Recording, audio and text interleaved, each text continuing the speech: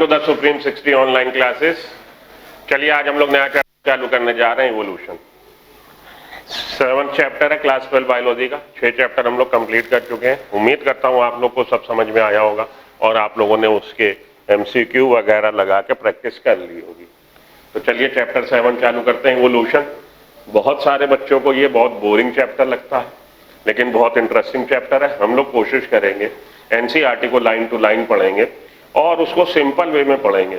इसमें कई चीजें ऐसी हैं जिसमें आप अगर अदर बुक्स को करेंगे, कंसल्ट करेंगे तो आप उलझ जाएंगे। अगर आप इसमें पढ़ लेंगे अपना यूनिवर्सल पब्लिकेशन या दिशा पब्लिकेशन, या आपका ये एज फॉर एग्जांपल आप ट्रूमैन बायोलॉजी कुछ भी पढ़ेंगे तो आप उलझ जाएंगे। आप एलन आकाश पढ़ेंगे, आप उलझ जाएंगे। तो उलझिए मत, केवल NCERT को फॉलो करिए। कोई भी पिछले 4-5 साल के आप क्वेश्चन बैंक लगा लीजिए। लास्ट ईयर के आपके जो NCERT के अपने नीट के जो क्वेश्चंस आए हैं, नीट के क्वेश्चंस आप इवोल्यूशन के पिछले 3 से 4 साल के प्रैक्टिस कर लीजिए, देख लीजिए कभी भी NCERT से बाहर से नहीं आया। और वैसे NCERT ने काफ़ी कुछ कवर करने की कोशिश करी है, काफ़ी कुछ छोड़ भी दिया है, लेकिन जो छोड़ दिया है उससे उसने कभी क्वेश्चन पूछा नहीं है। तो हम लोग उसी पैटर्न को फॉलो करेंगे और आप लोग के लिए वो बहुत बढ़िया रहेगा अगर आप NCERT को ही फॉलो करते हैं। तो चलिए चालू करते हैं इवोल्यूशन, चैप्टर 7 इवोल्यूशन। तो सबसे पहली लाइन जो आपकी NCERT में लिखी है उसी लाइन से देखिए क्वेश्चन बन सकता है, MCQ बन सकता है। इवोल्यूशनरी बायोलॉजी पहला जो आ रहा, evolutionary biology is the study of life form on अर्थ। तो ये बड़ी आपकी इंपॉर्टेंट लाइन है, इसको ऐसे ही आपने क्रैमिंग कर लेनी है, रट लेना है और उसको समझ भी लेना है। समझाने की जिम्मेदारी मेरी है। Evolutionary biology is the study of life forms को स्टडी करना। Evolutionary biology is the study of life forms on earth, study of history of life forms on earth, study of history of life forms on earth. इसको हम लोग evolutionary biology बोल रहे हैं। Evolution है जैविक विकास, जैविक विकास में इवोल्यूशनरी बायोलॉजी में हम लोग स्टडी करें study of life form, history of life forms on earth, कि जीवन पे, जो धरती पे जीवन के विभिन्न रूप है उनका क्या इतिहास है। एज पर NCERT ये है आपका evolutionary biology. Our earth is full of animate and inanimate matter. हमारी जो अर्थ है इस पे आपको जड़ और चेतन, निर्जीव और सजीव दोनों तरह के पदार्थ आपको मिलेंगे। Evolutionary biology is the sub field of biology. अब ये जो लाइन है ये मैंने आपको अलग से लिख के दी है एक्सप्लेन करने के लिए इवोल्यूशनरी बायोलॉजी को, क्योंकि इवोल्यूशनरी बायोलॉजी अगर आप और साइट पे देखेंगे या और कहीं देखेंगे तो उसका मीनिंग कुछ और निकल रहा है। उसको भी हम लोगों ने at the back of the mind रख लेना है, लेकिन फॉलो करना है NCERT को। अगर वहाँ पे आपको MCQ आया कि what is evolutionary biology, then you have to tick the it is the study of history of life form on earth. आपको ये टिक करना पड़ेगा। लेकिन इवोल्यूशनरी बायोलॉजी है क्या, साथ में ये भी समझिए।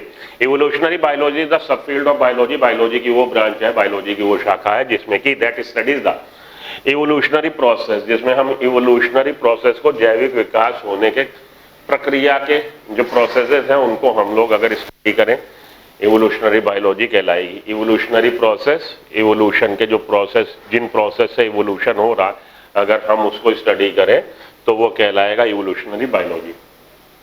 जैसे कि नेचुरल सिलेक्शन, स्पेसिएशन, ये हम लोग आगे भी देखेंगे। नेचुरल सिलेक्शन को समझेंगे कि नेचुरल सिलेक्शन क्या है, स्पेसिएशन क्या है, आगे हम लोग समझेंगे। तो इवोल्यूशनरी प्रोसेस को स्टडी करना ये इवोल्यूशनरी बायोलॉजी है, एज पर अदर बुक्स कह लीजिए या अदर साइड कह लीजिए। तो ये एक छोटी सी बात आपने दिमाग में रखनी है। लेकिन एज पर NCERT what is evolutionary biology, evolutionary biology is the study of history of life form on earth, ये आपको याद में रखना है। नेचुरल सिलेक्शन, स्पेसिएशन, इवोल्यूशन के प्रोसेस हैं जो इवोल्यूशन में हेल्प कर रहे हैं, उसकी स्टडी को इवोल्यूशनरी बायोलॉजी कहते हैं। ये और भी जगह पे ऐसा लिखा गया है। That produce the diversity of life on earth. तो इवोल्यूशन से क्या हो रहा है, इवोल्यूशन से जैविक विकास हो रहा है और जैविक विकास के फलस्वरूप बायोडाइवर्सिटी इस लाइफ अर्थ पे फॉर्म हो रही है। बायोडाइवर्सिटी क्या है, जीवन के विभिन्न रूप। हम लोग देख रहे हैं कि हमारे सराउंडिंग में लाइफ फॉर्म जो है कई तरह की है। आपको मिल जाएंगे, एल्गा भी मिल जाएंगे, आपको टाइडोफाइट्स भी मिल जाएंगे, फर्न्स वगैरह भी मिल जाएंगे, आपको जिम्नोस्पर्म साइकस भी मिल जाएंगे, आपको एंजियोस्पर्म्स भी मिल जाएंगे और एंजियोस्पर्म में मोनोकॉट लिली प्लांट और डाइकॉट प्लांट भी आपको मिल जाएंगे, ग्रासेस मिल जाएंगे मोनोकॉट में, और डाइकॉट में आपको और भी बहुत सारे कैस्टर वगैरह आपको जैसे मिल जाएंगे। तो ये जो हमारे आसपास जो जीवन के विभिन्न रूप हैं वो बायोडाइवर्सिटी कहलाते हैं। जीवन के विभिन्न रूप बायोडाइवर्सिटी।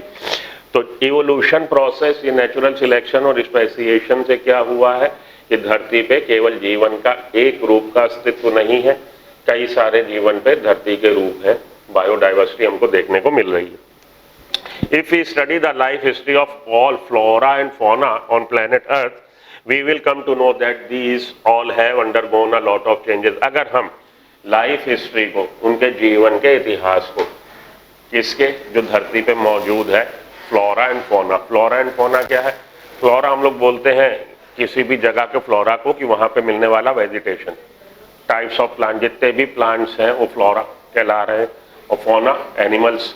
तो फ्लोरा और फौना वो कह रहा, अगर हम कहीं पे अगर स्टडी कर रहे हैं, मानिए आप इंडिया में देख रहे हैं कि फ्लोरा और फौना की जो डाइवर्सिटी है और उसको आप स्टडी कर रहे हैं, तो बेसिकली आपको क्या महसूस होगा कि ये शुरू से, फ्रॉम द वर्ड वो शुरू से नहीं था, ये धीरे धीरे जैविक विकास के क्रम में स्पीसीज बनती चली गई और बायोडाइवर्सिटी आती चली गई। और आज की तारीख में जो हम देख रहे हैं, एक तरह से पिक्चर का क्लाइमेक्स देख रहे हैं कि ये इतनी बायोडाइवर्सिटी हमारे सराउंडिंग में है, और शुरू से ये नहीं थी, ये धीरे धीरे in the process of evolution diversification होता गया, जीवन के विभिन्न रूप आते चले गए हैं धरती पे, और आज की तारीख में वो बायोडाइवर्सिटी का हिस्सा है।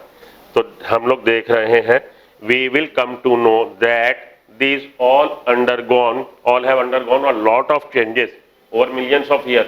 पिछले कई लाख सालों में इनमें कई सारे चेंजेस हो चुके हैं, जिसकी वजह से इतनी डाइवर्सिफिकेशन ऑफ लाइफ हमें देखने को मिल रहा है।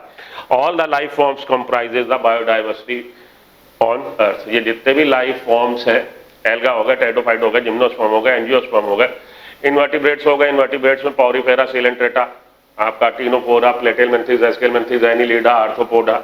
वर्टिब्रेट्स में आपके पाइसेस के बाद एम्फीबियन के बाद रेप्टाइल्स के बाद एव्स और मैमल्स। ये जो हैं जितने भी आपको जीवन के विभिन्न रूप आपके चारों तरफ मिल रहे हैं, यही बायोडाइवर्सिटी बना रहे हैं हमारे प्लेनेट अर्थ पे। ये बायोडाइवर्सिटी जीवन के विभिन्न रूप बना रहे हैं। ठीक है जी। तो इस वाले सेक्शन में आपको क्या समझ में आया है? इवोल्यूशनरी बायोलॉजी एक इंपॉर्टेंट कॉन्सेप्ट है कि what is evolutionary biology. Evolutionary biology is a study history of life form on earth.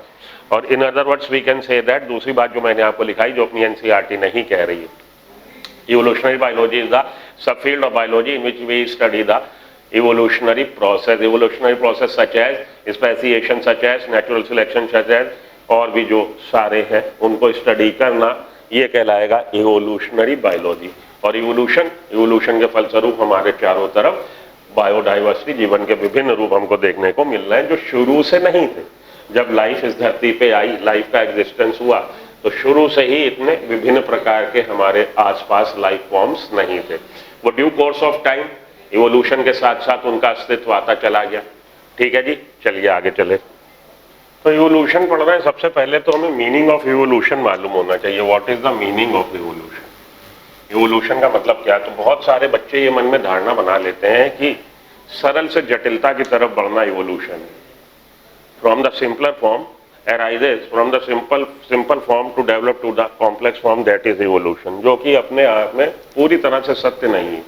ये जरूरी नहीं है कि कॉम्प्लेक्स वर्जन आना इवोल्यूशन, वैसा जरूरी नहीं है। इवोल्यूशन बेसिकली है कि जैसे जैसे हमारे, इवोल्यूशन की जरूरत क्या है? What is the need of evolution? Evolution की जरूरत क्या है? इवोल्यूशन की जरूरत ये है, आप किसी भी जगह पे हैं, आप किसी भी इन्वायरमेंट में हैं, तो एक्सक्यूज मी, वो इन्वायरमेंट जो है वो इन्वायरमेंट फिक्स नहीं है, स्टैटिक नहीं है, वो इन्वायरमेंट डायनेमिक है, उसमें लगातार चेंजेस हो रहे हैं। और बदलते वातावरण के साथ अपने को ढाल लेना, उन परिस्थितियों में अपने को अडॉप्ट कर लेना, वो इवोल्यूशन है। तो इवोल्यूशन की जरूरत क्यों है? अगर आप ढालेंगे नहीं अपने आप को तो आप किक आउट हो जाएंगे, आप वहाँ सर्वाइव नहीं कर पाएंगे। कोरोना आया, कोरोना में वही बचेगा जिसमें कोरोना के लिए रेजिस्टेंस हो, भले वो नेचुरल हो, भले वो आर्टिफिशियल हो, भले वो नेचुरल हो, हमारी बॉडी में कोई एलील बन जाए या हमारी बॉडी में कोई एलील हो, हमारे अंदर ये रेजिस्टेंस आ जाए, ये क्षमता आ जाए कि कोरोना हम पे इफेक्ट नहीं करेगा। हम सर्वाइव कर ले आएंगे। और अगर वो इफेक्ट नहीं आया, आपने वैक्सीन डेवलप कर ली आर्टिफिशियली, तो हम सर्वाइव कर ले जाएंगे। लेकिन ना नेचुरली ना आर्टिफिशियली अगर आप में ये क्षमता नहीं आई तो कोरोना कल को हो सकता है आपके लिए सिर दर्द हो जाए, फैटल हो जाए। जो परिस्थितियां चेंज हो रही है हमारे सराउंडिंग में, बदलती परिस्थिति के अनुसार खुद को ढाल लेना, वो इवोल्यूशन कहलाएगा। जैविक विकास, क्रमशः विकास होना, विकास होने का ये मतलब नहीं है कि आप सिंपल फॉर्म से कॉम्प्लेक्स फॉर्म की तरफ ही जाएं। ऐसा नहीं है। अगर ऐसा होता तो जो एंडोपैरासाइट्स हैं, जो आज भी हमारे एंडोपैरासाइट्स हम जानते हैं, उनका देखिए एकदम सिंपल बॉडी स्ट्रक्चर होता। उनको क्या चाहिए? उनको फ्री की फूडिंग, फ्री की लॉजिंग, फ्री का खाना, फ्री का रहना मिल रहा। तो उनमें आप टीनिया देख लीजिए तो उसमें तो डाइजेस्टिव सिस्टम ही नहीं है। उनका क्या चीज मेन होती है? उनमें रिप्रोडक्शन करने की कैपेबिलिटी बहुत होती है। अल्टीमेटली जो भी इस धरती पे आया है, जो जीव धरती पे आया है, उसका एक ही काम है, फीडिंग, ब्रीडिंग। फीड करना, खूब खाना खाना, खूब मजे करना और खूब बच्चे पैदा करना। हर किसी ऑर्गेनिज्म का यही उद्देश्य है जो इस धरती पे आया। हम लोग पढ़े लिखे, कल्चर्ड हो गए हैं, तो हम लोगों के साथ में और मेंटल फैकल्टीज डेवलप होने से हम लोग और भी ज़्यादा कई चीज़ें इंटेलेक्चुअल हो गए भाई। तो हम लोग और भी कई चीज़ें करने लगे। Man is the social animal, man एक सोशल एनिमल है तो हम लोग भी एनिमल। तो हम लोग का भी वही था। तो basically intrinsic power of reproduction, intrinsic rate of reproduction, growth of reproduction कहिए, जो भी कह लीजिए, रिप्रोडक्शन जरूरी है स्पीसीज की कंटिन्यूएशन के लिए। हम रहे ना रहे, हमारे जैसे रहें। ये कारण है कि किसी भी ऑर्गेनिज्म में रिप्रोडक्शन करने की पावर बहुत होती है और वो इवॉल्व होता है। अल्टीमेटली फिटनेस जो है वो उसकी नेचुरल कैपेबिलिटी पे डिपेंड करती है कि रिप्रोडक्शन की। अल्टीमेटली डार्विन ने बोला कि जो हम फिटनेस किसी चीज़ की देखते हैं, किसी बंदे की, किसी ऑर्गेनिज्म की, वो अल्टीमेटली लिंक्ड अप है। हमें मेनली उसकी रिप्रोडक्टिव कैपेबिलिटी, रिप्रोडक्शन कैपेबिलिटी को या रिप्रोडक्शन, हमें फिटनेस को देखना है। ठीक है जी। तो आइए इवोल्यूशन, मीनिंग ऑफ इवोल्यूशन समझे। Evolution means act of unfolding और अनरोलिंग, खुलना। आपके अंदर जो इनहेरेंट टैलेंट है उसका सामने आना, खुलना। तो किसी चीज के लिए आप जब एक्सपोज हुए खतरे के लिए, तो आपको पता लगा भाई आपके पीछे शेर दौड़ रहा है और आप उसके आगे आगे दौड़ रहे हो। आगे 8 फुट की खाई है, आप मारे डर के कूद गए। कल तक आपको जरूरत नहीं थी, आप नहीं कूदे थे, आपको नहीं पता था अपने लेटेंट टैलेंट का कि हमारे पास ये टैलेंट भी है कि हम 8 से 10 फीट कूद सकते हैं। वो आपको कंडीशंस जब अराइज हुई, थ्रेट अराइज हुआ, आपके लिए एक चुनौती आई, चुनौतीपूर्ण कंडीशन में आपने जाना, अरे मेरे पास तो ये भी क्षमता है, जो क्षमता से आप खुद ही अज्ञान थे, आपको नहीं पता था। तो अनफोल्डिंग और अनरोलिंग, इन सिंपल टर्म्स हम लोग कह सकते हैं इवोल्यूशन इज ऑर्डरली चेंज, क्रमशः होने वाले, क्रमिक होने वाले वो परिवर्तन है from one form to another form, जिसमें हम एक स्वरूप से दूसरे स्वरूप में बदल रहे हैं। ऑर्डरली चेंज क्यों हो रहे हैं? क्योंकि हमारे आसपास के सराउंडिंग का इन्वायरमेंट चेंज हो रहा है। सराउंडिंग का इन्वायरमेंट हमेशा एक जैसा नहीं है, स्टैटिक नहीं है, रुका हुआ नहीं है, डायनेमिक है, गतिशील है। मैं इस थिएटर में, इस रूम में, इस स्पेस में हूँ, आप लोग को लेक्चर डिलीवर कर रहा हूँ, एसी चल रहा है, 20 डिग्री टेम्परेचर मेंटेन है, लेकिन अभी इसमें 2 लोग आके बैठ जाएं, उनकी भी ब्रीदिंग से, उनकी बॉडी हीट से यहाँ पे एटमॉस्फेयर चेंज होने लगेगा। तो वैसे ही हम लोग के साथ है, हम लोग के सराउंडिंग में बायोटिक और एबायोटिक फैक्टर दोनों हैं, इन्वायरमेंट जो बना रहे हैं। बायोटिक फैक्टर भाई जो दूसरे लाइफ फॉर्म्स हैं, बायोटिक, और एबायोटिक फैक्टर हमारा टेम्परेचर, सनलाइट, वाटर, ह्यूमिडिटी, ये सब एबायोटिक फैक्टर है। सॉइल, टोपोग्राफी उसकी, ये सब उसकी एबायोटिक फैक्टर जो हमारे इन्वायरमेंट को इफेक्ट करते हैं। तो इन्वायरमेंट डायनेमिक है, चेंज हो रहा है लगातार। आप जानते हैं ग्लोबल वार्मिंग हो रही है, धीरे धीरे टेम्परेचर बढ़ रहा है, सर्टेन चेंजेस हो रहे हैं इस समय हमारे सराउंडिंग में, और हमारी बॉडी उनके साथ सामंजस्य बिठाने की कोशिश कर रही है। लगातार वो कोशिश हो रही है और धीरे धीरे अपने को इवॉल्व कर रही है, बदलती हुई परिस्थिति के साथ अपने को ढाल रही है। It is the process by which different kinds of living organism are believe to have develop from the earlier forms of the earth. तो ये इवोल्यूशन जो है ये क्रमशः होने वाला, क्रमिक होने वाला चेंज है, जिससे हम ये मानते हैं कि आज की तारीख में, ये मान के चल रहे हैं कि आज की तारीख में जो ऑर्गेनिजम्स हमारे सराउंडिंग में है वो उनका विकास हुआ है from earlier forms on the earth. जो धरती पे पहले लाइफ फॉर्म्स थे उनमें क्रमशः क्रमिक चेंज होने से धीरे धीरे धीरे धीरे ये क्रमशः विकास इवोल्यूशन है। तो एक चीज आपको कॉन्सेप्ट के लिए मैं बता रहा हूं, जो बच्चे कई लोग ये कॉन्सेप्ट बना लेते हैं, from simpler form to the development of the complex form, that is evolution, that is not 100% true. हाँ, ज्यादातर केस में लागू होता है, लेकिन कई सारे केसेस आपको ऐसे एग्जाम, जैसे मैंने एंडोपैरासाइट्स बताया आपको, एंडोपैरासाइट्स ने धीरे धीरे अब उनके लिए क्या मुफीद है, क्या बढ़िया है कि उनको रहने को फ्री में मिल रहा, खाने को फ्री में मिल रहा, बस उन्होंने ऐसे अपने अंग डेवलप करने हैं कि वो आपकी बॉडी के अंदर बने रहें, फ्लश आउट ना हो जाए, बाहर ना निकल जाए। तो हुक एंड सकर्स उनमें डेवलप हो जाते हैं कि वो हमारे बॉडी के इंटरनल ऑर्गन्स को पकड़ के रखें। रिप्रोडक्टिव कैपेबिलिटी ज़्यादा होती है, बिल्कुल सिंपलर फॉर्म होते हैं। तो सिंपल फॉर्म में देखिए वो इवॉल्व हो गए, क्योंकि उनको उनकी ज़रूरत अलग है। अपनी ज़रूरत के हिसाब से अपना सामंजस्य बिठा लेना, जैसे इन्वायरमेंट में हो, वो हमारी बॉडी के अंदर है, उनको फ्री में रहना, फ्री में खाना मिल रहा है, तो उनको बहुत अच्छा कोई चीज़ है कि डाइजेस्टिव सिस्टम बहुत वेल डेवलप्ड हो, जरूरत ही नहीं, उनको तो पचा पचाया भोजन मिल रहा। ये है इवोल्यूशन। ठीक, चलिए आगे चलें। अब हम लोग आगे डिस्कस कर लेते हैं life, origin of life and origin of universe. Origin of life and origin of universe. हाँ जी, चलिए आगे चलें। Origin of universe and origin of life. आपकी बुक में इसने ओरिजिन ऑफ लाइफ दे रखा, ओरिजिन ऑफ यूनिवर्स हेडिंग नहीं दे रखी, लेकिन मैंने दोनों हेडिंग लिख दी, परेशान मत होइएगा। Origin of universe and origin of life. जब हम ओरिजिन ऑफ लाइफ को डिस्कस करते हैं तो पहले हम ये तो देखें कि यूनिवर्स, ब्रह्मांड कब बना। ब्रह्मांड बना, अर्थ बनी, तभी तो हम लाइफ के एक कब आई है लाइफ, ये देखेंगे ना। तो पहले हम देख लेते हैं origin of universe. Origin of universe is the most important phenomenon in the life, origin of life. तो एक जो बहुत महत्वपूर्ण प्रक्रिया या महत्वपूर्ण घटना है, वो घटना है ओरिजिन ऑफ यूनिवर्स की। पहले यूनिवर्स तो ओरिजिनेट हो, हमारी गैलेक्सीज, आकाशगंगा, ये ब्रह्मांड बन जाए, गैलेक्सीज बन जाए, उसमें हमारी अर्थ बन जाए, तब हम अर्थ पे लाइफ को देखें कि लाइफ कैसे अर्थ पे ओरिजिनेट हुई है। तो हम लोग शुरुआत करते हैं ओरिजिन ऑफ यूनिवर्स से।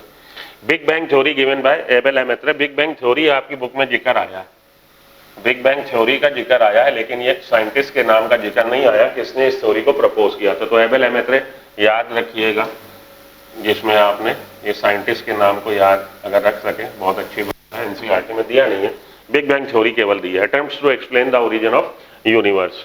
बिग बैंग थ्योरी के द्वारा यूनिवर्स के ओरिजिन को एक्सप्लेन करने की कोशिश करी गई। ये थ्योरी कह क्या रही है, ये थ्योरी बोल रही है, this theory proposes that universe is very old. Universe जो है, ब्रह्मांड जो है, बहुत पुराना हमारा ब्रह्मांड है।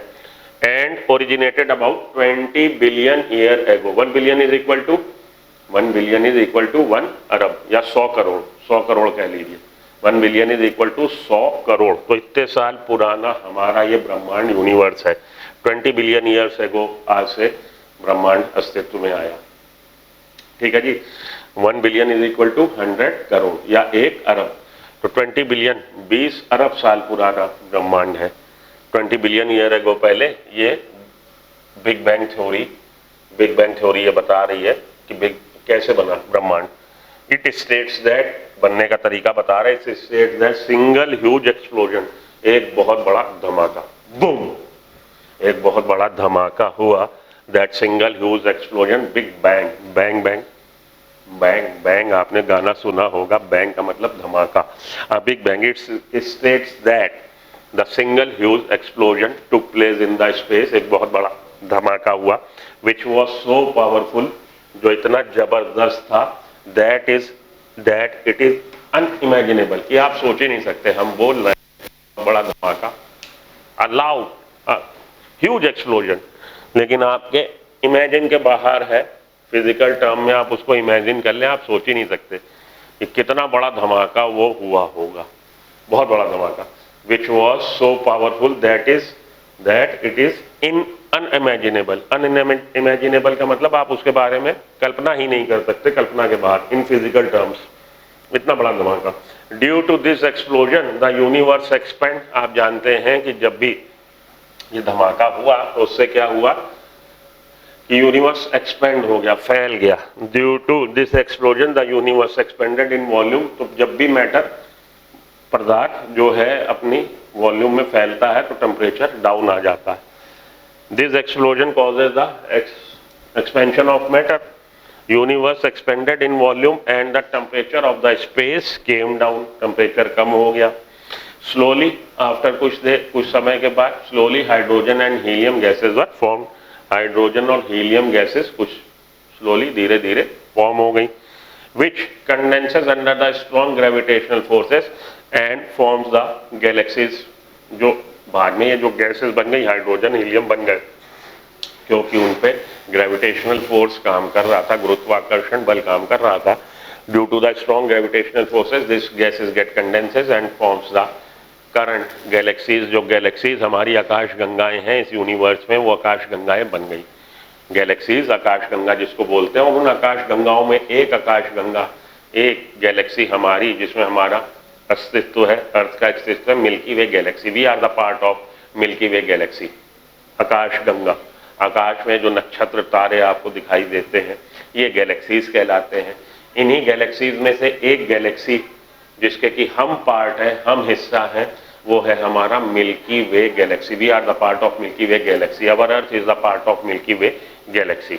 तो ये जो बना हुआ क्या, फिर से सुनिए। A sudden loud big explosion, खूब बहुत बड़ा धमाका हुआ जिससे यूनिवर्स एक्सपेंड हुआ।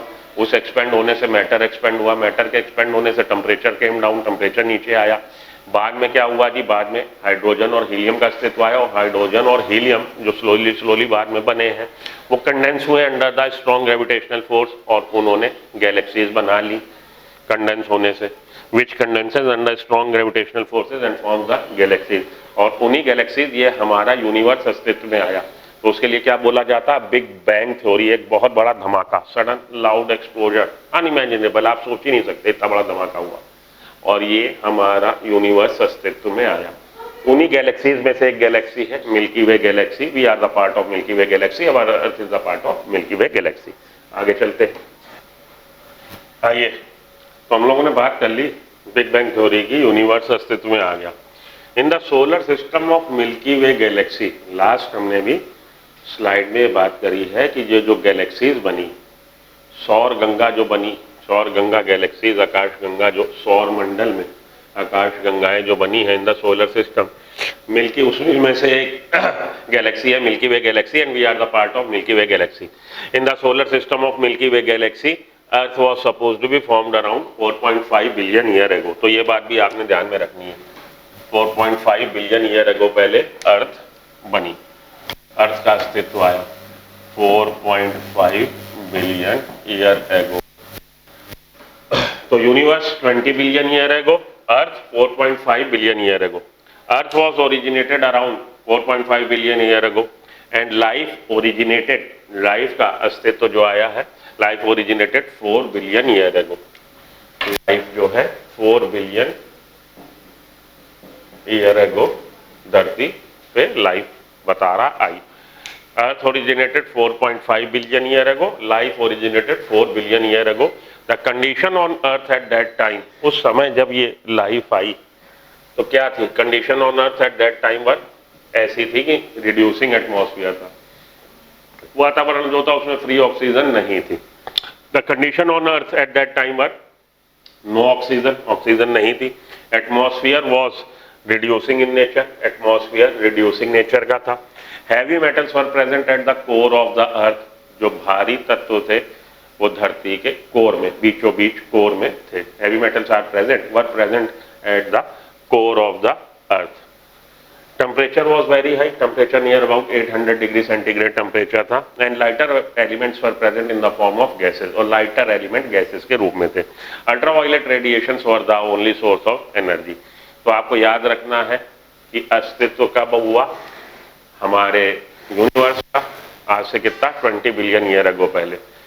और यूनिवर्स में हम लोग को कई सारी गैलेक्सीज देखने को मिल रही हैं, उन्हीं में से एक गैलेक्सी है milky way galaxy, and we are the part of milky way galaxy. Our earth came into existence, earth आई है एग्जिस्टेंस में, अस्तित्व में, अर्थ ओरिजिनेट हुई है 4.5 बिलियन ईयर अगो। इसी लाइन में देखिए आगे वो लिख रहा है कि life appeared on the earth 4 billion year ago. और यही चीज जब आप आगे चल के पढ़ेंगे first cellular form of life and cellular form of life, तो वहाँ पे आप जरूर कंफ्यूज होंगे, आपको लगेगा कॉन्ट्राडिक्ट कर रही है अपनी ये एनसीईआरटी अपनी बात को कर रही है। लेकिन आप उसकी अगर डेप्थ में जाने की कोशिश करोगे, 10 आप बुक्स खंगालोगे, आप उससे पार नहीं निकल पाओगे। बुक्स ना खंगालिए, रट लीजिए ऐसे ही जैसे आया है। एनसीईआरटी की लाइन से पूछ लेते हैं, वो उलझाते नहीं है। तो जब वो लिखेंगे आपको उसी हिसाब से आप क्वेश्चन टिक कर दीजिएगा। आगे जब मैं पढ़ाऊंगा तो फिर एक बार आपको एक्सप्लेन करूंगा, या आखिरी में आके जब इसको समअप करूंगा तो फिर से आपको बताऊंगा। तो आपने क्या याद में रखना है? आपने याद रखना बिग बैंग थ्योरी जो एबेल एमेट्री ने दी थी। एबेल एमेट्री ने बताया कि एक बहुत बड़ा एक्सप्लोजन हुआ, उस एक्सप्लोजन से मैटर एक्सपेंड हुआ, मैटर के एक्सपेंड होने से टेम्परेचर नीचे आया, टेम्परेचर के नीचे आने से बाद में हाइड्रोजन और helium gases under the condensation, बाद में हाइड्रोजन एंड हीलियम बनी है, और hydrogen and helium under the gravitational force condense होके गैलेक्सीज बन गई। उन्हीं गैलेक्सीज में से एक गैलेक्सी है milky way galaxy. We are the part of milky way galaxy. Universe came into existence near about 20 billion year ago. Earth had originated near about 4 billion year ago. 4.5 billion, sorry. Earth originated 4.5 billion year ago, and life on Earth appeared near about 4 billion year ago. ठीक है? और उस समय वातावरण कैसा था, अर्थ पे conditions कैसी थी? That was reducing at time because no free molecular oxygen was present there. कोई भी फ्री मॉलिकुलर ऑक्सीजन प्रेजेंट नहीं थी। वातावरण रिड्यूसिंग टाइप का था, और हैवी मेटल्स जो थे अर्थ के कोर में थे। लाइटर मेटल्स जो लाइटर चीजें हैं, लाइटर एलिमेंट्स, वो in the form of gases है। Temperature was very high, near about 800 degree centigrade temperature था। ये सारी बातें आपको याद में रखनी है। एंड सोर्स ऑफ एनर्जी क्या था? Ultraviolet radiations. ठीक, चलिए आगे चलते हैं। आइए अब हम लोग देखें theories of origin of life. तो सबसे पहली थ्योरी, दो चार थ्योरी हम लोग को डिस्कस करनी है। Special creation theory, special creation, special वशिष्ठ क्रिएशन बनाना। स्पेशल क्रिएशन थ्योरी क्या बोल रही है? अकॉर्डिंग टू बाइबल, बाइबल बोलती है God created Adam and ewe. भगवान ने, गॉड ने, हमारे यीशु ने क्या किया जी? एडम और ईव बनाया, और एडम और ईव बना के धरती पे भेजे, और एडम और ईव के हम लोग प्रोजीनी, हम लोग उनके डिसेंडेंट्स हैं। एडम और ईव धरती पे आए, अर्थ पे भेजे गए फ्रॉम द हेवन, और उनके हम लोग वंशज हैं। फादर सुआरेज इसके बड़े प्रपोज मतलब सपोर्ट में रहते थे। फादर सुआरेज, आप नाम ध्यान में रखिएगा, father Suarez special creation theory के सपोर्टर कह लीजिए। इसी तरह से हिंदू मैथोलॉजी क्या कहती है? हिंदू मैथोलॉजी कहती है, हमारी हिंदू सभ्यता या हिंदू धार्मिक मान्यताएं क्या कहती हैं कि ब्रह्मा जी ने बनाया मनु और श्रद्धा को, और मनु और श्रद्धा इस धरती पे आए, और मनु और श्रद्धा के वंश के हम लोग कंटिन्यूएशन है। इसी तरह से इस्लामिक में भी कुछ बोला जाता है, हव्वा और बोला जाता है, वो खैर आपके मतलब वो ध्यान में मतलब नहीं है डिस्कशन उसका। बाइबल, हिंदू मैथोलॉजी, और मतलब हर किसी रिलीजन में ऐसा माना गया है कि उसके जो संस्थापक थे उनके द्वारा ये भेजे गए जो पहले आदमी और औरत हैं वो धरती पे आए, और ये प्रोसेस आगे बाय मीन्स ऑफ रिप्रोडक्शन चला। तो ये स्पेशल क्रिएशन थ्योरी है। स्पेशल क्रिएशन थ्योरी के बाद ए बायोजेनेसिस है। बायोजेनेसिस बेसिकली क्या है? बायोजेनेसिस में ये माना गया कि life originated from the non living matter spontaneously. Non living matter से अपने आप स्पॉन्टेनियसली लाइफ ओरिजिनेट हुई है। Also known as theory of spontaneous generation. इसी को ही हम लोग ए बायोजेनेसिस को स्पॉन्टेनियस जनरेशन थ्योरी के नाम से जानते हैं। Strongly supported by Von Helmont. Von Helmont थे इनके सपोर्टर, उसके अलावा प्लेटो और अरिस्टोटल ने भी इसको सपोर्ट किया। Other were Plato and Aristotle. तो वॉन हेलमोंट का नाम ध्यान में रखिएगा, ये इंपॉर्टेंट है ए बायोजेनेसिस में, ये भले भूल जाए आप, Plato and Aristotle. This theory states that, ये थ्योरी बताती है the life originated from non living thing. Life का ओरिजिन नॉन लिविंग थिंग से हुआ, स्पॉन्टेनियस, स्वैच्छिक, अपने आप, स्पॉन्टेनियस मैनर में।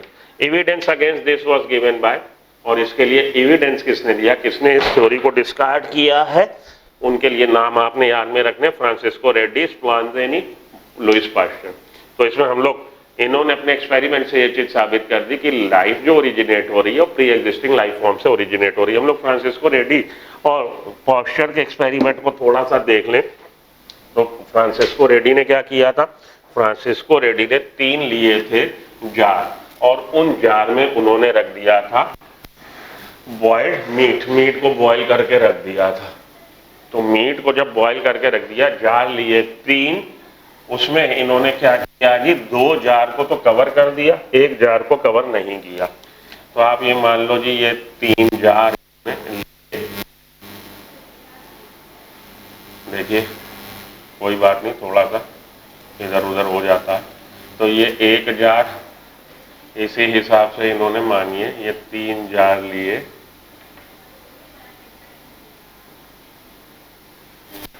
और उनमें रख दिया मीट।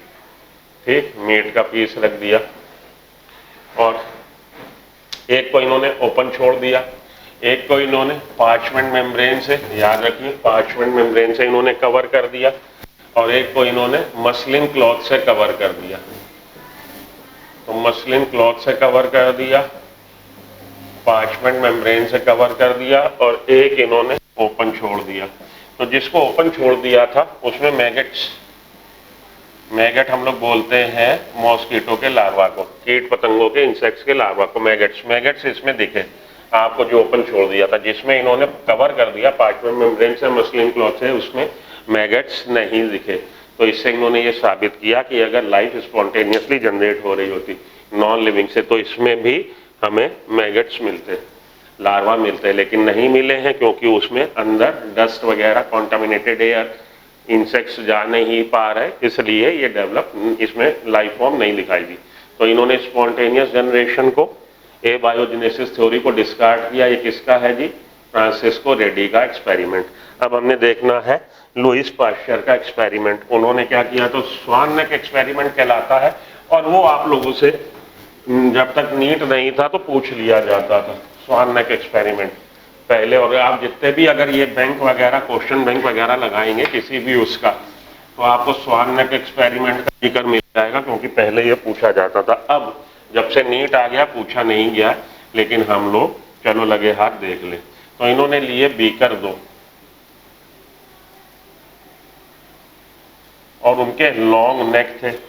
इसमें इन्होंने शोरबा लिया, ब्रॉथ, और ब्रॉथ को बॉईल कर दिया। ब्रॉथ क्या होता है? शोरबा। शोरबा क्या करी?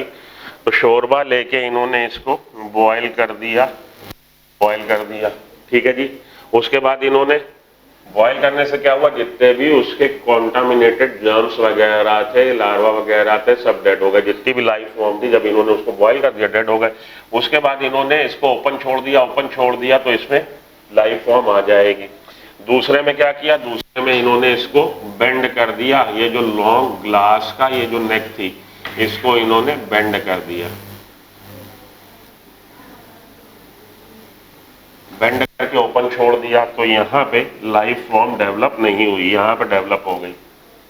यहाँ पे लाइफ फॉर्म डेवलप नहीं हुई, यहाँ पे डेवलप हो गई जब उसको बॉईल करके छोड़ दिया। अब इन्होंने क्या किया? इसको ब्रेक कर दिया। स्वान नेक, भाई स्वान का मतलब क्या? हंस। हंस की नेक कैसी होती? टेढ़ी। तो स्वान नेक एक्सपेरिमेंट के नाम से जाना जाता है लुईस पाश्चर का एक्सपेरिमेंट। अब इन्होंने क्या किया जी? अब इस नेक को बेंड कर दिया। नेक को बेंड कर दिया, जब बेंड कर दिया है तो लाइफ फॉर्म डेवलप नहीं हुई है। लेकिन जब इसने बेंड नेक को तोड़ दिया, बेंड नेक को तोड़ दिया और कुछ दिन के लिए छोड़ा तो फिर से यहाँ पे लार्वा वगैरह सॉरी, इंसेक्ट्स के लार्वा वगैरह दिख जाएंगे। इससे क्या बात साबित हुई कि भाई ये जो बेंड नेक थी, इसमें जो ये मोड़ थे, इन मोड़ से जब एयर अंदर जा रही है तो एयर में जितना भी कॉन्टामिनेशन, जर्म पार्टिकल्स है, स्पोर्स है, कुछ भी है, वो यहीं पे ट्रैप हो जा रहे हैं, या यहाँ पे या यहाँ पे। तो एयर यहाँ पे बेसिकली फिल्टर होके जा रही है, नॉन कॉन्टामिनेटेड एयर जा रही है, उस वजह से यहाँ पे लाइफ अपीयर नहीं हो रही। लेकिन जब इन्होंने इसको तोड़ दिया, स्वान नेक को तोड़ दिया, तो अब जो एयर अंदर जा रही है वो कॉन्टामिनेटेड है, उसमें एल्गा के हमारे मतलब फंजाई के स्पोर्स वगैरह हो सकते हैं, बैक्टीरिया के स्पोर्स वगैरह, एंडोस्पोर्स वगैरह हो सकते हैं। तो यहाँ पे बैक्टीरिया और फंगस की ग्रोथ, या अगर कोई कीट पतंगा अंदर जा रहा है, इंसेक्ट जा सकता है, तो इंसेक्ट का लार्वा यहाँ पे आपको दिख जाएगा। इससे ये बात साबित हुई कि life has originated from the pre existing life. Life could not originate from the non living matter spontaneously, जैसा कि बोला गया था। तो ये आपका एबायोजेनेसिस या स्पॉन्टेनियस जनरेशन वाला जो सिद्धांत था उसको इन्होंने डिस्कार्ड कर दिया। किसने? 3 साइंटिस्ट का नाम है, फ्रांसिस्को रेडी, स्प्लानजेनी, लुईस पाश्चर। जिसमें आपने फ्रांसिस्को रेडी को याद में रखना है। 3 मर्तबान लिए, 3 मर्तबान में तीनों में उन्होंने रख दिया बॉइल्ड मीट। एक को उन्होंने ओपन छोड़ दिया, 2 को उन्होंने कवर कर दिया पार्चमेंट मेम्ब्रेन और मसलिन क्लॉथ से। तो जो कवर थे उसमें लाइट नहीं आई। लुईस पास्चर ने स्वान नेक एक्सपेरिमेंट की, इन्होंने इस तरह के बीकर लिए जिनका बड़ा लंबा नेक थी, और जब उसको बेंड कर दिया तो यहाँ पे लाइफ फॉर्म अरे नहीं दिखाई देगी, अपीयर नहीं होगी, लेकिन जब उन्होंने उसको तोड़ दिया तो यहाँ पे लाइफ फॉर्म दिखेगी कुछ दिन बाद, जिससे ये बात साबित हो रही है कि life has originated from the pre existing life, पहले से मौजूद लाइफ के उसी से आ रही है। ठीक है जी, आगे चलते हैं। चलिए अगली थ्योरी पे आए, पैनस्पर्मिया कॉस्मोजोइक थ्योरी। दो थ्योरी हम लोग डिस्कस कर चुके हैं। दो थ्योरी कौन सी जी? स्पेशल क्रिएशन थ्योरी और बायोजेनेसिस। अब आपकी है पैनस्पर्मिया कॉस्मोजोइक थ्योरी। इस थ्योरी के जो प्रपोजल थे वो थे रिक्टर, साइंटिस्ट का नाम है रिक्टर, याद में रखिएगा। Richter was the proposer of this theory. According to this theory protoplasm reach the earth in the form of spores और जर्म्स। प्रोटोप्लाज्म क्या है? Protoplasm is the physical basis of life. हम लोग कोई भी लिविंग ऑर्गेनिज्म है, भले prokaryotic cell है, लिविंग ऑर्गेनिज्म की बॉडी में भले प्रोकैरियोटिक सेल है, there are bodies made up of thousands और हंड्रेड्स ऑफ केमिकल्स। कई तरह के केमिकल्स का कॉम्बिनेशन है और उस केमिकल्स में रिएक्शंस हो रहे हैं जिसको कि हम लोग मेटाबॉलिज्म बोल रहे हैं। तो all the type of chemical reaction occurring inside a body of an organism that is said to be metabolism. Metabolism में दो तरह के केमिकल रिएक्शंस हो रहे हैं, anabolic and catabolic. Anabolic chemical reactions are those in which the simple inorganic constituents work together, formulated together, reacted together to form the complex organic compounds, या कहिए कि ये एक तरह के कंस्ट्रक्टिव रिएक्शंस है, anabolic reactions, whereas catabolic reactions are of type of destructive reactions। तो complex organic compound का डिस्ट्रक्शन होके, टूट के सिंपल इनऑर्गेनिक न्यूट्रिएंट्स का बनना, वो हमारा हो जाएगा एनाबॉलिक रिएक्शन। और इन दोनों का सम टोटल है metabolism.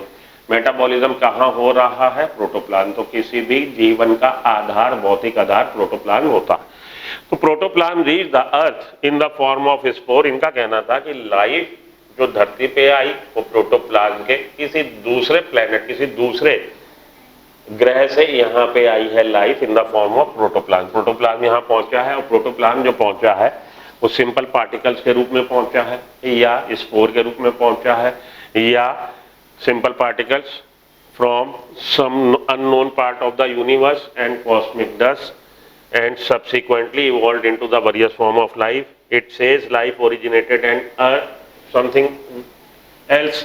something elsewhere, life originated in space, कहीं पे भी ओरिजिनेट हुई है, and reached earth in the form of spores or some other form। तो इनका, रिक्टर का ये कहना था कि धरती पे लाइफ का एग्जिस्टेंस तब आया जब किसी दूसरे ग्रह से प्रोटोप्लाज्म इस धरती पे आया है। तो प्रोटोप्लाज्म जो इस धरती पे आया है, आइदर इट मीन्स स्पोर्स के रूप में आया है, स्पर्म्स के रूप में आया है, पार्टिकल के रूप में आया है। तो एंडो जब यहाँ पे आ गया प्रोटोप्लाज्म, तो उससे डिफरेंट लाइफ फॉर्म जो हम बायोडाइवर्सिटी देख रहे हैं वो ओरिजिनेट हुए हैं। तो कहीं से भी किसी दूसरे ग्रह से, from outside the world, this world, हमारे अर्थ के बाहर किसी दूसरे ग्रह से ये इस धरती पे प्रोटोप्लाज्म आया है, ये कह रहे हैं। Protoplasm reach the earth in the form of spores और जर्म्स, स्पोर्स के रूप में, जर्म्स के रूप में, स्पर्म्स के रूप में, कुछ भी कहिए, और अदर सिंपल पार्टिकल, और सिंपल पार्टिकल के रूप में from some unknown part of the universe. Universe जो हमारा ब्रह्मांड है उसके कहाँ से आया हमें नहीं मालूम। एंड कॉस्मिक डस्ट, तो उसके साथ जो आकाश से कॉस्मोस से हमारे कॉस्मिक डस्ट जो आ रही है उसके साथ ही आ गया। And subsequently evolved into the various form of life, और धीरे से ये धीरे धीरे जीवन के विभिन्न रूपों में इवॉल्व होता चला गया। It says life originated in space, ये ऐसा कहता है, ये थ्योरी ऐसा कहता है कि धरती पे लाइफ यहाँ नहीं ओरिजिनेट हुई, कहीं और ओरिजिनेट हुई है और वहां से प्रोटोप्लाज्म के रूप में धरती पे आई है। Reached earth in the form of either spores, या तो स्पोर्स या स्पर्म्स या जर्म्स, कुछ भी कहिए, और सम अदर स्ट्रक्चर। तो हम लोग जानते हैं कि जब हम लोग अपने एटमॉस्फेयर में एंटर करते हैं तो बहुत फ्रिक्शन जनरेट होता है, और उस फ्रिक्शन से अगर लाइफ फॉर्म आ रही होती तो सस्टेन ना करती, इसलिए इस थ्योरी को भी डिस्कार्ड कर दिया गया। आज की तारीख में हम लोग जिस थ्योरी को सबसे ज्यादा फॉलो कर रहे हैं, मान रहे हैं, मॉडर्न थ्योरी या बायोसिंथेटिक थ्योरी है। हम लोग उसी को पढ़ने जा रहे हैं जो कि ओपेरेन और हेल्डन ने प्रपोज करी थी। नेक्स्ट हमारी वही है, उसको हम लोग पढ़ने जा रहे हैं। तो आइए हम लोग ओपेरन और हेल्डन के द्वारा दी गई थ्योरी को देखें, जिसको कि हम लोग बोलते हैं modern theory. Modern theory of origin of life, या chemical theory of origin of life, या chemosynthetic theory of origin of life, कई सारे नाम है, या biosynthetic theory of origin of life. तो modern theory of origin of life propose by the Oparin and Haldane, या chemical theory of evolution, chemical theory of origin of life, या chemosynthetic theory of origin of life, या biosynthetic theory of origin of life propose bye AI operon, operon Russian scientist है, and JBS हाल्डाने, हेल्डन पढ़ लीजिए, हाल्डाने पढ़ लीजिए, कोई फर्क नहीं, JBS हाल्डाने ब्रिटिश, जो कि बाद में जिन्होंने इंडियन सिटीजनशिप ले ली थी। ठीक है, ये बात भी ध्यान में रखिएगा। अकॉर्डिंग टू दिस थ्योरी, ये थ्योरी क्या कह रही है, life originated on earth through the physiochemical reactions. तो लाइफ अर्थ पे ओरिजिनेट हुई है through the physiochemical process. Life originated on Earth through the physiochemical process of atoms combining to form molecules.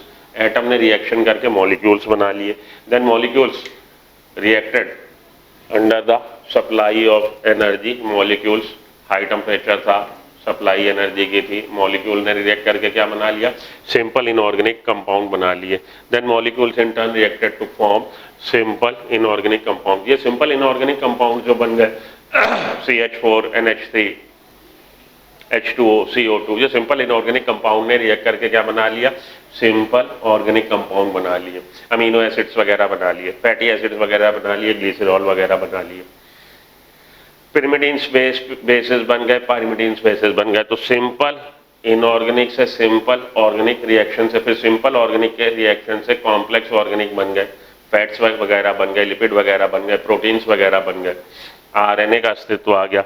Then which forms reacted to form simple organic compounds. This organic compounds interacted to produce all types of biomacromolecule. Biomacromolecule में हमारे यही आते हैं, कौन कौन से जी, lipid, lipid कह लीजिए, फैट कह लीजिए, प्रोटीन्स कह लीजिए, न्यूक्लिक एसिड कह लीजिए, और हमारा कार्बोहाइड्रेट कह लीजिए। तो ये बन गया बायोमैक्रोमोलिक्यूल, कॉम्प्लेक्स बायोमोलिक्यूल। कॉम्प्लेक्स बायोमोलिक्यूल के एग्रीगेशन से हमारे क्या बन गए, सेल ऑर्गेनेल बन गए। सेल ऑर्गेनेल के एग्रीगेशन से क्या बन गया, सेल ऑर्गेनेल के एग्रीगेशन से प्रोटोसेल बन गई, प्रोटोबायोन्स, प्रोटोसेल हमारे प्रोटोबायोन्स बन गए, और प्रोटोसेल से इवॉल्व होकर हमारी first prokaryotic cell, first cellular form life आ गई। प्रोकैरियोटिक सेल से यूकैरियोटिक सेल, यूकैरियोटिक सेल से multicellular eukaryotic cell, multicellular eukaryotic organism, multicellular structure आ गया। मल्टीसेलुलर स्ट्रक्चर से फिर फर्दर मल्टीसेलुलर से टिश्यू, टिश्यू से ऑर्गन, ऑर्गन से ऑर्गन सिस्टम, ऑर्गन सिस्टम से ऑर्गेनिज्म, इस तरह से लाइफ इवॉल्व हुई है, ये कह रहे हैं। तो ये तो एक उसका बेसिक फ्रेमवर्क कह लीजिए कि बेसिक फ्लो चार्ट कह लीजिए कि किस हिसाब से लाइफ हुई है। अब उसको हम थोड़ा सा और डिटेल में पढ़ें। ये चीज़ें समझ में आई हैं आपको, पढ़ लीजिए, आपकी बुक की लाइन है, चाहे तो आप इसका स्क्रीनशॉट ले लीजिए, मैं कैमरे के बाहर हो रहा हूँ, स्क्रीनशॉट ले लीजिए, थोड़ा सा सिंपल लैंग्वेज में लिखा है जो आपको समझ में आएगा, स्क्रीनशॉट ले लीजिए, आगे चलते हैं। तो फर्स्ट सेल बन जाएगी इस तरह से, कैसे भाई, भैया एलिमेंट, सिंपल एलिमेंट्स जो थे उनके रिएक्शन से क्या बना, मॉलिक्यूल, मॉलिक्यूल के रिएक्शन से क्या बना, मॉलिक्यूल के रिएक्शन से simple inorganic compound, simple inorganic compound के आपस में कंडेंसेशन पॉलीमराइजेशन रिएक्शन से क्या बना, उससे बना सिंपल ऑर्गेनिक, सिंपल ऑर्गेनिक से कॉम्प्लेक्स ऑर्गेनिक, बायोमैक्रोमोलिक्यूल, बायोमैक्रोमोलिक्यूल के एग्रीगेशन से सेल ऑर्गेनेल, सेल ऑर्गेनेल से सेल, प्रोटोसेल, प्रोटोसेल से सेल, इस तरह से ये बना। ये ऐसा इन्होंने बोला, इन्होंने ओपेरन और हेल्डन ने। तो आगे देखते हैं, पहले ये देख लीजिए मॉडर्न थ्योरी, नाम याद रखिए, केमिकल थ्योरी या इसका बायोसिंथेटिक थ्योरी या chemosynthetic theory. JBS Haldane British scientist थे जिन्होंने बाद में इंडियन सिटीजनशिप ले ली, और AI ओपेरन हमारे रशियन साइंटिस्ट। ठीक, आइए हम लोग पढ़ें भैया किसको, ओपेरन हेल्डिंग की थ्योरी का हम लोगों ने बेसिक वो पढ़ लिया है, फ्लो चार्ट क्या है, बेसिक प्रोसेस क्या है। चलिए अब उसको थोड़ा डिटेल में पढ़ें। तो theories of origin of life में बता रहे हैं हम लोग कीमोसिंथेटिक थ्योरी को या बायोसिंथेटिक थ्योरी को या मॉडर्न थ्योरी को बता रहे हैं, जो ओपेरन और हेल्डन ने दी। ये क्या कह रहा है, conditions were suitable for the origin of life upon primitive earth. आज की तारीख में जब हम डिस्कस करते हैं कि लाइफ कैसे ओरिजिनेट हुई, जो प्रोसेस को हम लोग बताते हैं कि ये प्रोसेस हुआ होगा, वो प्रोसेस आज की तारीख में नहीं हो सकता। आज की तारीख में conditions are totally different from that time. Primitive earth पे जो कंडीशंस थी आज की तारीख में बिल्कुल डिफरेंट है। प्रिमिटिव अर्थ पे टेम्परेचर बहुत ज़्यादा था, आज की तारीख में मॉडरेट है। प्रिमिटिव एटमॉस्फेयर में आपके गैसेज वगैरह थी, और एटमॉस्फेयर में आपको क्या मिल रहा था, टेम्परेचर बहुत ज़्यादा हाई था। इस समय मॉडरेट है, ऑक्सीजन बिल्कुल नहीं थी, इस समय ऑक्सीजन है। उस समय रिड्यूसिंग एटमॉस्फेयर था, आज की तारीख में ऑक्सीडाइजिंग एटमॉस्फेयर है। ओजोन लेयर नहीं थी तो बेसिकली धरती पे अल्ट्रावायलेट रेडिएशंस बहुत तादाद में आ रहे थे, लाइटनिंग वगैरह बहुत तादाद में आ रही थी। आज की तारीख में ओजोन लेयर बन चुकी है, ऑक्सीजन है। तो ये आज की तारीख में अगर फिर से हम सोचें कि भाई इस समय मानो कोई XYZ जिसके पास न्यूक्लियर वेपन है वो पगला जाए और दूसरा पगला जाए कोई जिसके पास न्यूक्लियर वेपन है और धरती पे थर्ड वर्ल्ड वॉर हो जाए और लाइफ टोटली विप्ड आउट हो जाए, सफाया हो जाए, तो जो कंडीशंस पहले थी और जो प्रोसेस से लाइफ इवॉल्व हुई, विकसित हुई, वो आज की तारीख में वो कंडीशन नहीं है। तो आज की तारीख में लाइफ को ओरिजिनेट होने के लिए कुछ दूसरे मीन्स, दूसरे रास्ते से आएगी। वो कंडीशंस नहीं है तो वो रिएक्शंस, वो सब चीज़ें दोबारा नहीं हो सकती। तो दूसरे शब्दों में कहिए, जो प्रोसेस हम डिस्कस करने जा रहे हैं उस प्रोसेस को फेवर कर रही थी कंडीशंस जो प्रिमिटिव अर्थ पे थी, ये कहिए, तभी वो प्रोसेस हुआ। सिंपल इनऑर्गेनिक एलिमेंट्स उनके रिएक्शन से बने क्या, कॉम्प्लेक्स इनऑर्गेनिक कहिए बने, एलिमेंट से मॉलिक्यूल, मॉलिक्यूल से इनऑर्गेनिक कंपाउंड्स, इनऑर्गेनिक कंपाउंड से simple organic molecule, simple inorganic molecule से कॉम्प्लेक्स ऑर्गेनिक, कॉम्प्लेक्स ऑर्गेनिक के एग्रीगेशन से प्रोटोबायोन्ट्स बने, प्रोटोसेल्स बनी, उनसे विकसित हुए। जब सेलुलर लाइफ फॉर्म आ गई, कैप्सूल फॉर्म आ गई, सेल बन गई और सेल से प्रोकैरियोटिक सेल और प्रोकैरियोटिक सेल से यूकैरियोटिक सेल, ये है।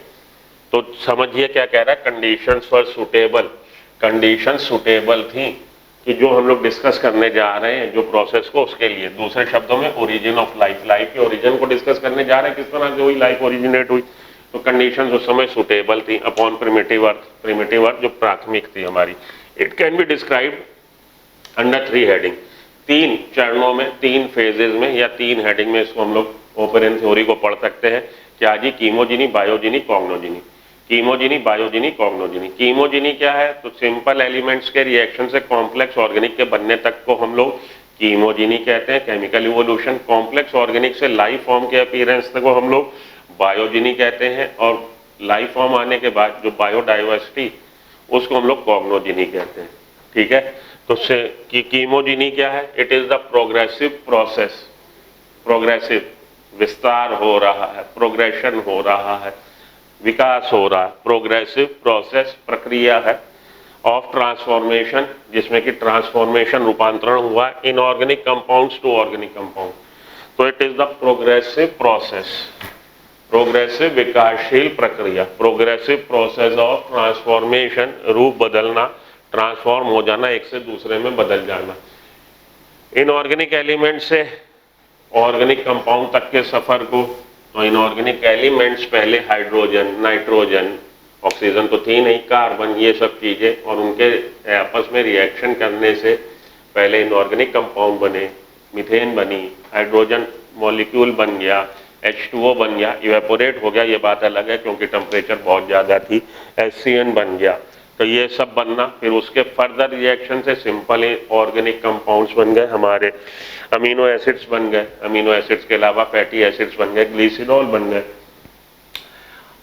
और इसी तरह के अमोनिया वगैरह बन गए, और उनके रिएक्शन से एल्डिहाइड वगैरह बन गए, उनके रिएक्शन से कॉम्प्लेक्स ऑर्गेनिक कंपाउंड बन गए, लिपिड बन गए, प्रोटीन बन गए, कार्बोहाइड्रेट बन गए। तो ये है प्रोसेस। तो progressive process of transformation of inorganic compounds to organic compound, this is called chemogeny.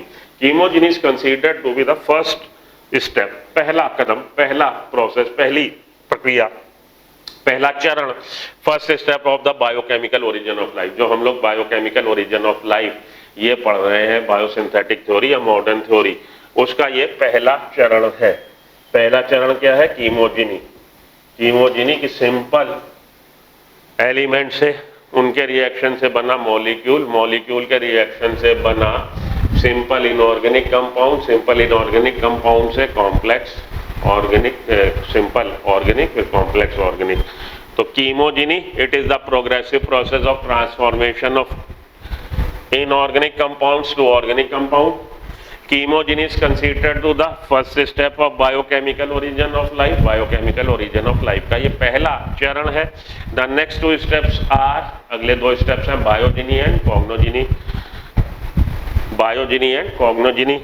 कीमोजिनी means, कीमोजिनी का मतलब क्या है, कीमोजिनी मीन्स केमिकल इवोल्यूशन। कीमोजिनी का मीन्स केमिकल, केमिकल इवोल्यूशन क्या है, it is the formation of large complex organic compound, large complex organic compound बन गए हैं from simple inorganic, simple inorganic elements through chemical reactions in the ocean.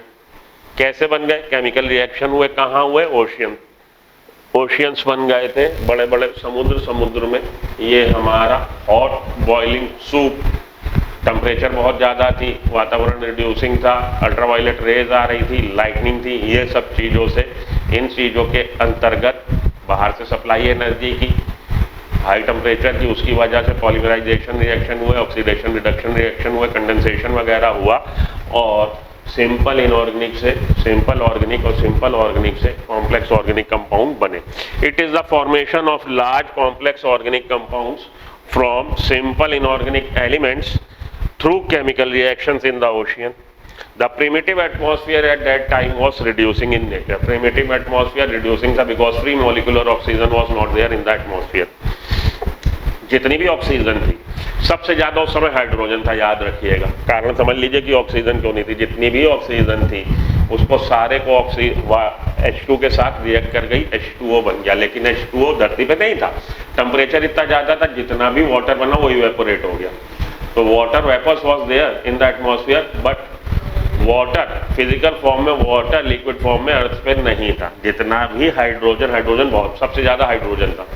Hydrogen ने जितनी भी oxygen थी उसके साथ रिएक्शन करके H2O बना लिया, वाटर बन गया, और वाटर इवेपोरेट हो गया क्योंकि टेम्परेचर बहुत ज़्यादा था। The primitive atmosphere at that time was reducing in nature due to the absence of free molecular oxygen from the atmosphere.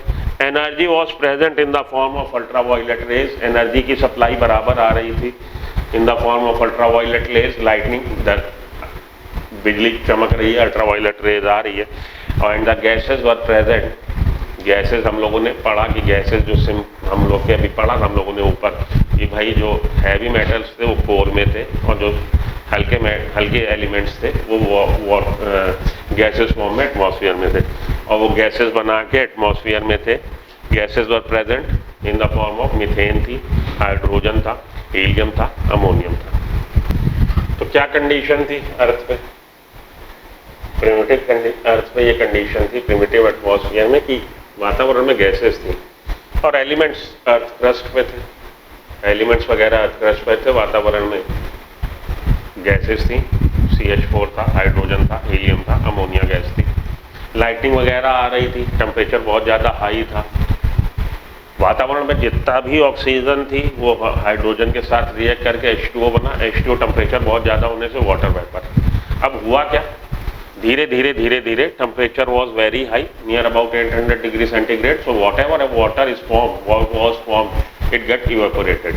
So water was not present. Water was present only in the form of water vapor. Physically water liquid form में नहीं था। When temperature come down, धीरे धीरे temperature आप जानते हैं कि कम है, तो टेम्परेचर धीरे धीरे स्लोली टेम्परेचर कम होने लगा। और जैसे ही ये 100 डिग्री के नीचे आया, इट स्टार्ट्स रेनिंग। 100 डिग्री के नीचे आते ही when temperature came down, it started raining. 100 degree के नीचे आया, रेन चालू हो गई। रेन चालू हो गई तो जैसे आप चेरापूंजी वगैरह में अगर आपको पता हो कि वहाँ पे लगातार 2-2, 3-3 महीने का बारिश होती रहे चेरापूंजी में, तो यहाँ पे अब जो बारिशें चालू हुई टॉरेंशियल रेन्स कहलाती। टॉरेंशियल रेन्स टर्म याद रखिएगा, इसका मतलब है बारिश एक बार चालू हुई तो कब चलती रहे, बहुत दिनों तक चलती रहे, टॉरेंशियल रेन। अब इससे क्या हुआ? आप जानते हैं कि आपकी अर्थ जो है तो हम लोग जरूर ग्लोब ऐसा बना देते हैं, लेकिन अर्थ की सरफेस बिल्कुल स्मूथ नहीं है। अर्थ की सरफेस पर डिप्रेशंस है, गड्ढे हैं।